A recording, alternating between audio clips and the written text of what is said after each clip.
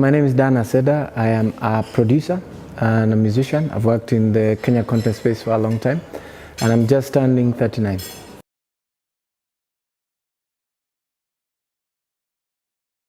No, it's a really great honor. I wasn't expecting it, so thank you to whoever nominated me. Asanteni sana.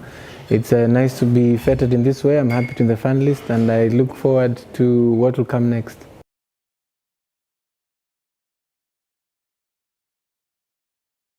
I think for a long time I've been a person who's been a pioneer. I think I've done things for the first time. I've pushed agendas that were not being pushed before. For example, even the word benga, before I started playing, was not being used by younger artists. So that's something that I'm proud of. Maybe I think whoever's nominated me is seeing that I'm a person who's trying to find the next thing and trying to take us to the next level. And that's a quality that I've always had, and I've always strived for. Finding what's next. So I like to live on the edge. So maybe that's it.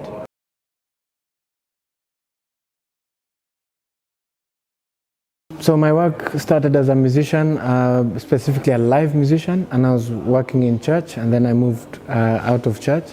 I've also had a chance to work on TV, so I wrote the soundtrack to Sumula Penzi, Jane and Abel.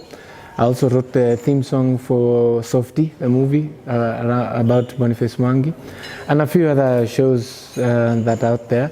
Then I've also worked in advertising, making jingles, but also writing scripts. And now I'm working mostly as a podcast producer, where I've produced some of the biggest shows in Kenya and also created them. And depending on what's next, I'm looking at trying my hand maybe at some tech projects, so building apps. And I don't know, maybe that's going to be where I try and combine everything that I've learned so far.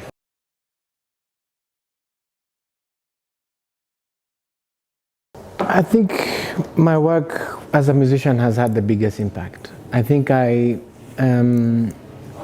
found ways to translate not only classic Kenya music, what people call traditional music. I found ways to translate that music into the times that we are in now. I found a way to make it modern, and I think I found a way to make it interesting for the next generation of musicians, so they've picked it up. If the way that you've asked the question, what's my biggest contribution, I think that's been it.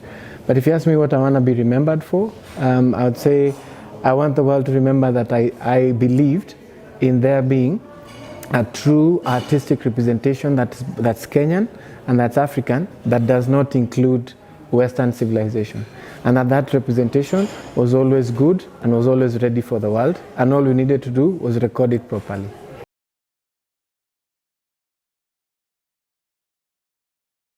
What Mom used to say is you finish what you started. So if you start a degree, you finish the degree, but you can do in between, you can do anything that you want.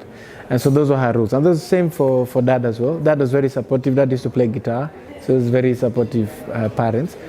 When I started, yes, there wasn't a lot of money that I could see in the industry, because my first performing gig, I was paid 50 shillings to sing in church, 50 bob. And then when I started to work as a professional musician, playing with Congolese bands, they used to pay you between 50 and 1,000, depending on how good you are per day. So at the beginning, yes, there wasn't a lot of money, but as you build your profile as a musician, you find ways to make money. The benefit that live musicians have over recording musicians is we come through the performance craft. So because you're a performer, you get gigs for weddings, you get gigs for parties at people's houses. So that's how I actually started. I started by playing a lot of weddings, playing a lot of private functions in people's homes, corporate functions as well. And because I had the performance craft and I had a band already, this was easy for me to do. And then the second stage was now to book yourself in bars.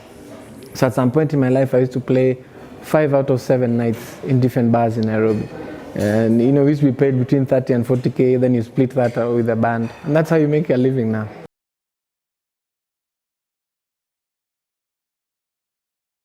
You know what's missing in the industry? Mentorship. Somebody to guide you. Remember, music or art or something like that, you don't learn in school. You learn it by apprenticeship. You learn it by working under somebody else. So I learned how to do this because I came up through Kijiji Records under Kanji Mbugwa. So I saw what Kanji was doing. I saw what Eric was doing, Eric Wainaina. I saw what Kanji was doing, and then I learned it. And so by the time I'm going out on my own path, Kanji has already taught me what you can do as a musician. You can perform, you can write for movies, you can work in advertising, because Kanji was doing all these things. And so he just taught me that it's possible. So it was easy for me to do it also. And so when you're starting a music career and you're starting by yourself without anybody who's kind of holding your hands, then you don't know that you can actually make music for ads. If I can tell you something, some of the artists in Kenya, even in the past 10 years, that have made the most amount of money, have made it out of the corporate scene, not necessarily the music scene. You write music for advertising. You sync your song to an advert, or you convince a company to use your song in an advert. That's how you make your most money. And that's a global standard.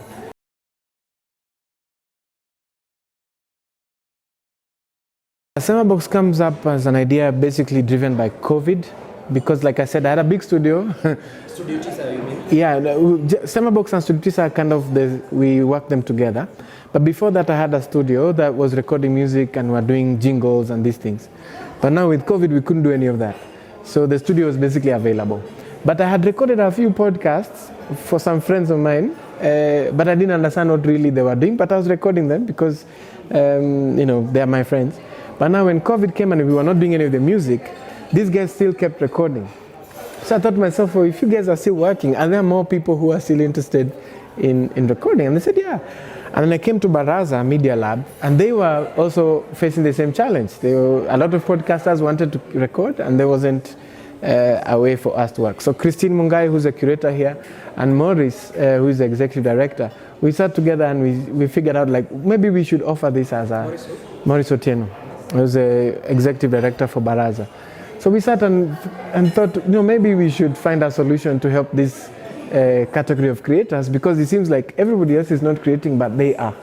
Because in the first few months of COVID, nobody was really doing anything. The only people still working were digital creators. So like, maybe we can help support this community. So we started. Initially it was free, and then there are too many people here. so because of COVID, also too many people in the room, we had to put a price, so we reduced the access. But through the journey, we've learned a lot. We've learned how to help people create podcasts. We've learned how to distribute podcasts. And now we've released over 1,500 episodes. Maybe different shows, maybe 400 different shows. We've worked on 400 different shows. Different podcasts, yeah. We are probably the biggest podcast producer in the continent by volume.